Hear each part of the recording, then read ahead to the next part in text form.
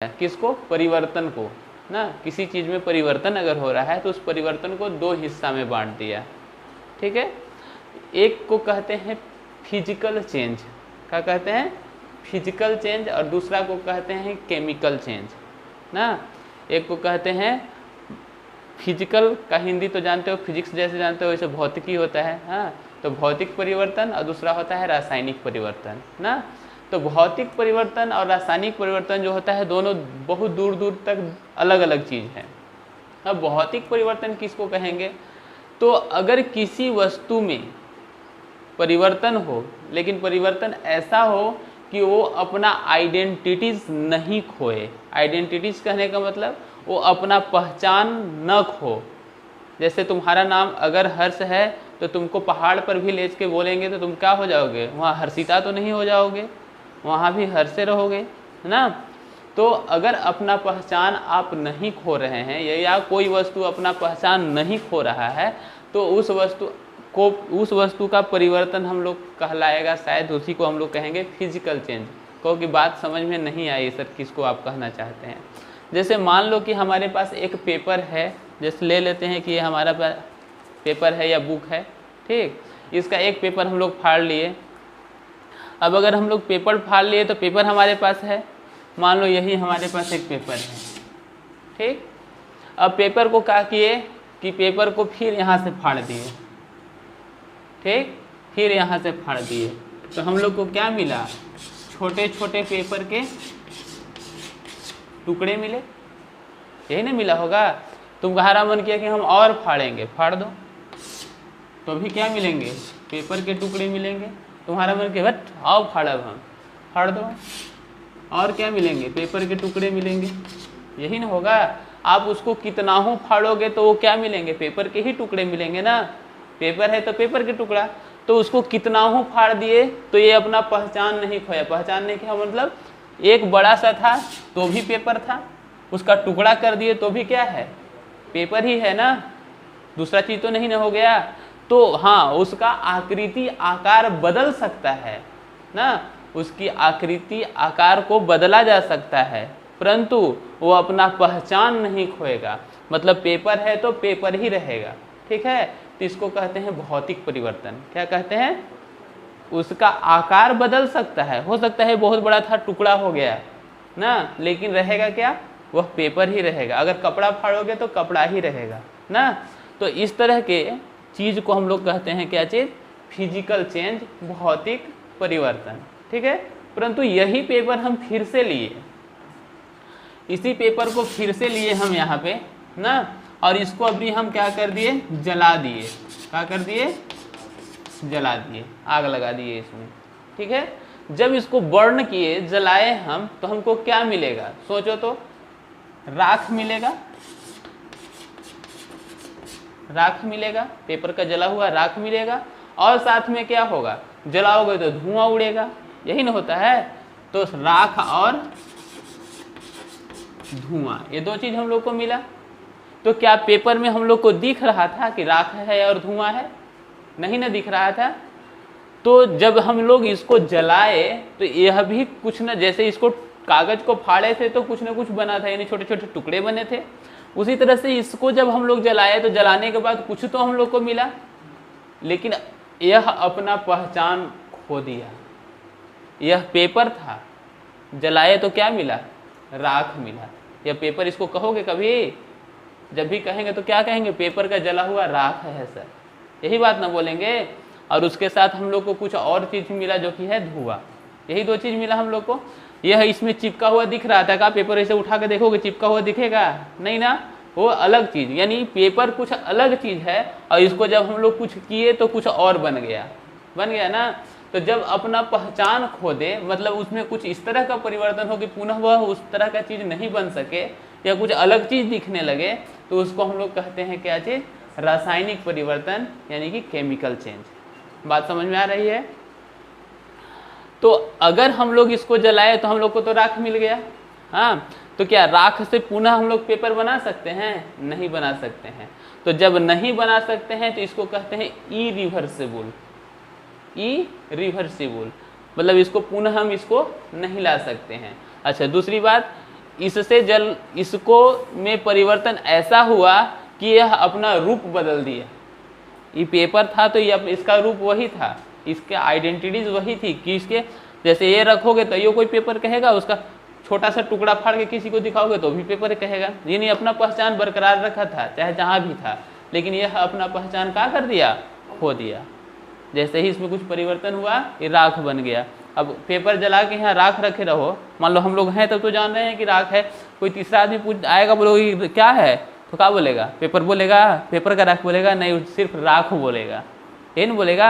यानी यह अपना पहचान, लेकिन इसको जब दिखाओगे तो यही बोलेगा कि पेपर है, यही बात ना बोलेगा।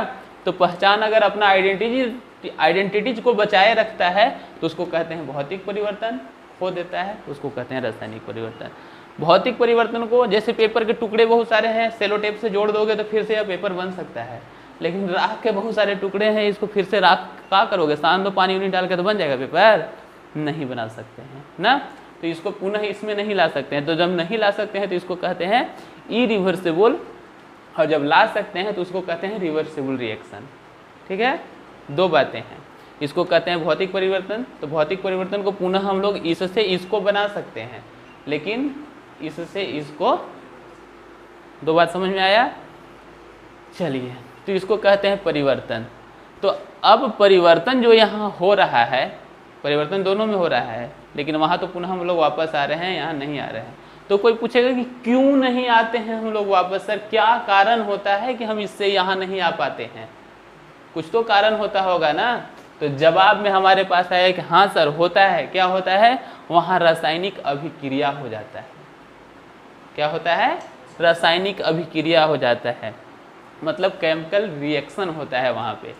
तो केमिकल रिएक्शन होता कैसे है भाई, होता क्या है इसमें, हाँ तो यही होता है कि केमिकल रिएक्शन के माध्यम से, केमिकल रिएक्शन जो होता है से इसमें एक अलग तरह का परिवर्तन लाने के लिए कुछ न कुछ उपाय किया जाता है, कुछ न कुछ उसमें काम होता है। जैसे मान लो घर में हम लोग भात बनाते हैं, चावल बनाते हैं ना, अब उसको पानी देते हैं, उबालते हैं, उसमें चावल धोकर डाल देते हैं और फिर भात बन जाता है।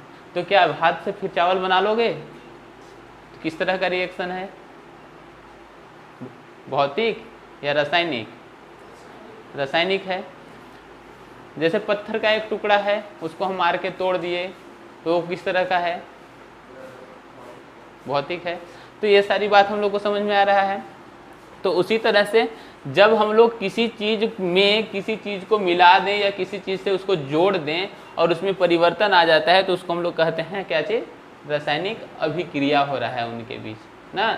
जैसे एक चीज़ और हम तुम लोग को कभी सिखाए थे, बताए थे कि मान लो कि नींबू का या शर्ट उट में दाग लग गया हो हल्दी का, तुम्हारा सब्जी खा रहे थे सब्जी गिर गया, हाँ अब उसको तुम धोने गए, सरफ में जैसे ही डालोगे तो जो पीला था ना वो लाल हो जाता है। देखे हो कभी ऐसा, नहीं देखे हो तो करके देखना, उजला शर्ट पहनना, हल्दी लगा लेना या सब्जी गिरा लेना और फिर उसको सरफ में डाल के देखना, उसका कुछ अलग बात दिखाई देगा। या नमक के साथ नींबू का रस डाल कर देखना, या चीनी को पानी में घोल के देखना, कुछ तो बनता है ना। तो सब चीज़ जो भी बनता है उसको हम लोग क्या कहते हैं कि उसमें क्या हो रहा है, रासायनिक अभिक्रिया होता है ना। रासायनिक अभिक्रिया, तो रासायनिक अभिक्रिया में होता क्या है भाई, हमको ये बताइए ना सर, कब से आप भूख रहे हैं कि रासायनिक अभिक्रिया होता है। तो रासायनिक अभिक्रिया में जो चीज़ तुमको दिए हैं, जो चीज़ तुमको दिए हैं उससे एक नया चीज़ तुम बना लोगे। ठीक है, क्या बात बोल रहे हैं, जो चीज़ तुमको दिए हैं उसको मिला के, तोड़ के, जोड़ के, जला के, फेंक के, किसी भी तरह से उससे एक नया चीज़ बना देते हैं, तो उसको हम लोग कहते हैं क्या चीज़। वही बात यहाँ लिखा हुआ है, थोड़ा सा देखो क्या लिखा हुआ है। लिखे हैं कि जब कोई पदार्थ, कोई भी पदार्थ, हम लोग पेपर लेके चले हैं, जब कोई पदार्थ क्या करता है, अकेले खुद एक है या एक साथ है, दो भी हो सकता है, जैसे यहाँ दो चीज़ लिखे हैं। ठीक है, चाहे तो अकेले होगा या अकेले से अलावे भी हो सकता है, अकेले या किसी अन्य पदार्थ के साथ, चाहे तो अकेले है या किसी अन्य पदार्थ के साथ, एक साथ है, दो भी है, अन्य पदार्थ के साथ क्या करता है, क्रिया करता है, कुछ ना कुछ काम करता है आपस में ना, क्रिया करता है या क्रिया करके एक या एक से अधिक, एक या एक से अधिक यहाँ देखो एक बन रहा है, नहीं एक से अधिक, दो चीज बन रहा है ना, एक या एक से अधिक नए पदार्थ का निर्माण करता है। था ये पेपर, जलाए, कुछ काम किए और जलाने के बाद कुछ ना कुछ मिला, क्या मिला भाई, राख और धुआं मिला।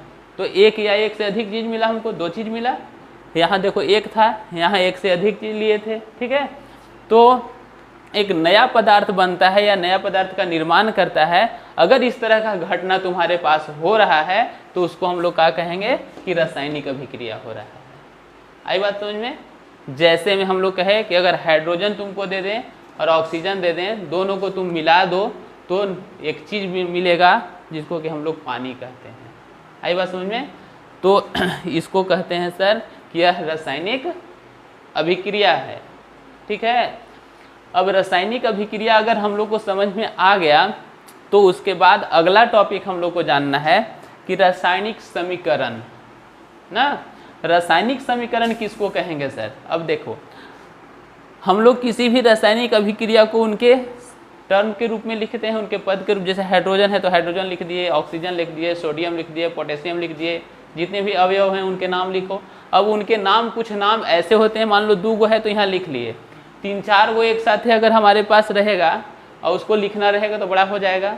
एक चीज़ उससे पहले और बताना था, यहाँ लिखे थे हम अभिकारक और प्रतिफल।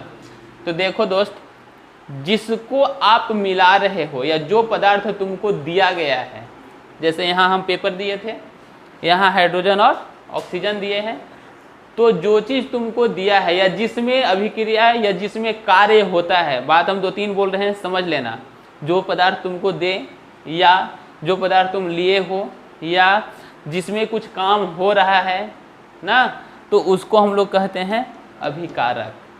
और जो उनके काम के बाद हमको मिलता है, काम के बाद हमको मिलता है, उसको कहते हैं प्रतिफल।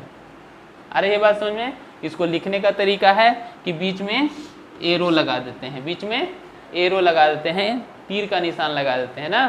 तो इसके पहले वाला को कहते हैं अभिकारक, अब इसके बाद वाला जो हमको मिलता है उसको कहते हैं प्रतिफल। आ रही है बात समझ में? ये ध्यान में रखना है 2 बात।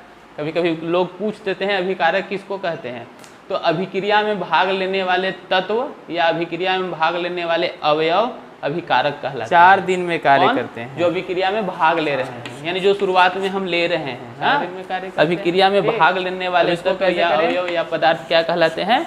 अभिकारक कहलाते हैं। और अभिक्रिया के पश्चात जो नया पदार्थ बनता है, अभिक्रिया के पश्चात जो नया पदार्थ बनता है उसको हम लोग प्रतिफल कहते हैं। अरे ये बात समझ में? अब देखना, इसके बाद हम बोले कि रासायनिक समीकरण, तो किसी भी तत्व, किसी भी पदार्थ को अगर हम लोग उसके नाम धर कर लिखते हैं तो बहुत बड़ा बड़ा होता है ना। तो उस नाम को हम लोग 9th क्लास में अगर पढ़े होंगे आप लोग तो देखे होंगे कि सभी नाम का एक संकेत होता है ना, सभी नाम का एक संकेत होता है। तो नाम को अगर नाम धर के ना बोल के उनके संकेत के हिसाब से लिखा जाए। अरे ये बात समझ में? नाम को, जैसे हाइड्रोजन है तो हाइड्रोजन ना बोल के इसको संकेत में लिखें, संकेत में मतलब H है इसका संकेत ना, ऑक्सीजन ना बोल के ऑक्सीजन का O है संकेत ना।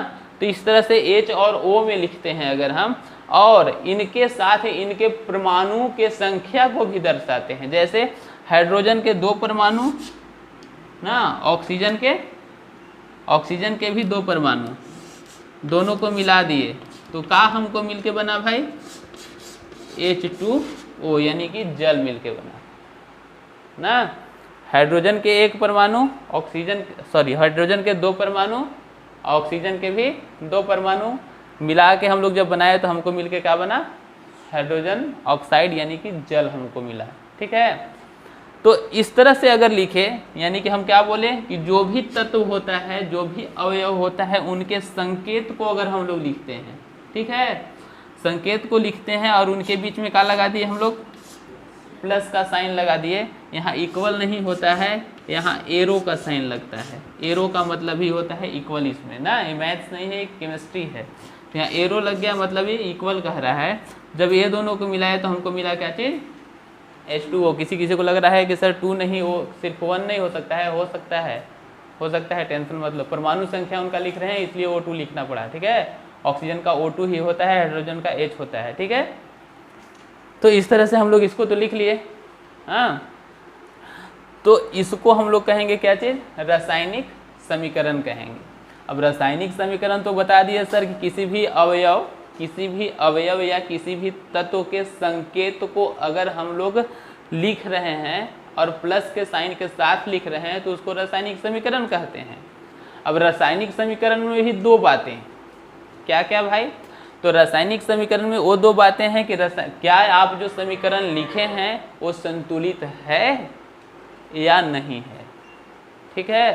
संतुलित है तो ठीक, नहीं तो उसको असंतुलित बोलते हैं। यानी दो बातें, संतुलित और असंतुलित। रासायनिक समीकरण के दो कंडीशन, एक होता है संतुलित और दूसरा होता है असंतुलित। अब संतुलित किसको कहेंगे और असंतुलित किसको कहेंगे, यही बात अटकती है। और यह जो बोल रहे हैं ये बात परीक्षा में लगभग पूछा जाता है। कुछ इक्वेशंस तुमको दे दिए जाएंगे और बोलेंगे कि आप इनको संतुलित कीजिए या बताइए कि संतुलित है या असंतुलित है, इस तरह से करके क्वेश्चन पूछेगा।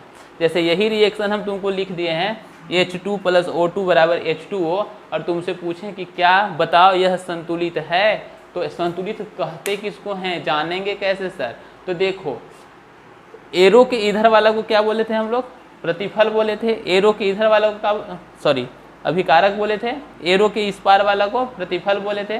इधर के चीज को कहते हैं हम लोग LHS, इधर की चीज को कहते हैं हम लोग RHS, ठीक है। Left hand side, right hand side, वही बात जो मैथ्स में कहते हैं। बीच में एरो है मतलब इक्वल है, ठीक है। अब देखो LHS के तरफ हम लोग हाइड्रोजन को अगर हम लोग देखें तो हाइड्रोजन के कितने परमाणु संख्या हैं, 2 हैं। तो ये हाइड्रोजन के 2 है, वही चीज हम लोग RHS के तरफ भी देखेंगे तो हाइड्रोजन यहाँ 2 है, क्या यहाँ भी हाइड्रोजन 2 है, हाँ सर है 2, ठीक। परंतु जैसे ही यहाँ देखिए कि ऑक्सीजन सर कितना है, ऑक्सीजन भी 2 है और इधर जब पलट के देखें तो इधर क्या मिला, ऑक्सीजन 1 मिला। तो अगर दोनों तरफ बराबर मिल जाता तो हम लोग कहते कि यह समीकरण कैसा है, संतुलित है।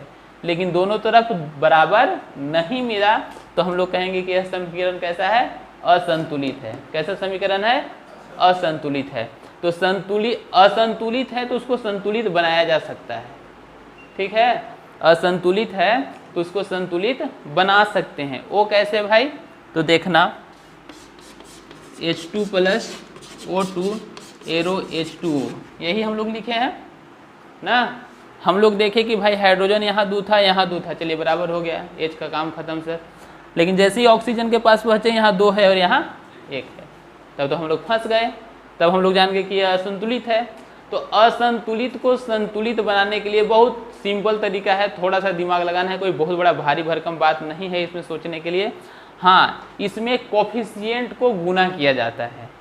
कोफिशिएंट को मतलब इसके आगे कुछ नहीं है तो कितना है, 1 है। इसके आगे भी कुछ नहीं है तो कितना है, 1 है। इसके आगे भी कुछ नहीं है तो कितना है, 1 है। ये तो हम लोग मैथ में जानते हैं।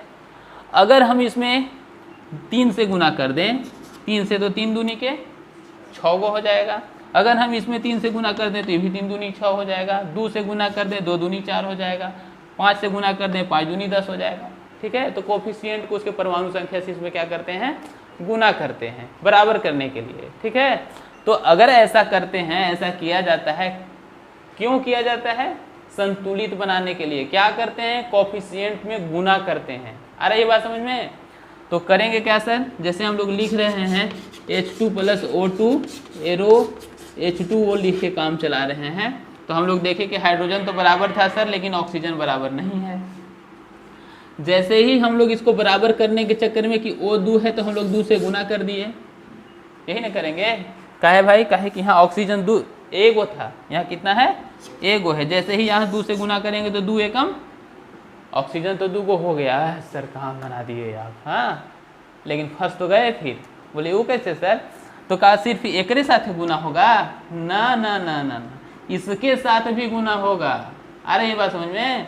यानी कि तब फंसा कहाँ भाई, H2 + O2 एरो H2O आप लिखे, 2 से यहाँ गुना तो कर दिए, हाँ, गुना करने के बाद O तो 2 हो गया सर, O यहाँ भी 2 हो गया, चलिए काम बन गया। लेकिन फंसे 2 दूनी के, हाइड्रोजन कै गो हो गया, 4 गो। अब यहाँ हाइड्रोजन कै गो है? अब क्या करें भाई? तो अरे कुछ नहीं सर, जब यहाँ गुना कर सकते हैं तो यहाँ भी तो कर सकते हैं, तो कहा कि यहाँ भी हम लोग 2 से गुना कर दिए। अब देखते हैं 2 दूनी हाइड्रोजन कै गो?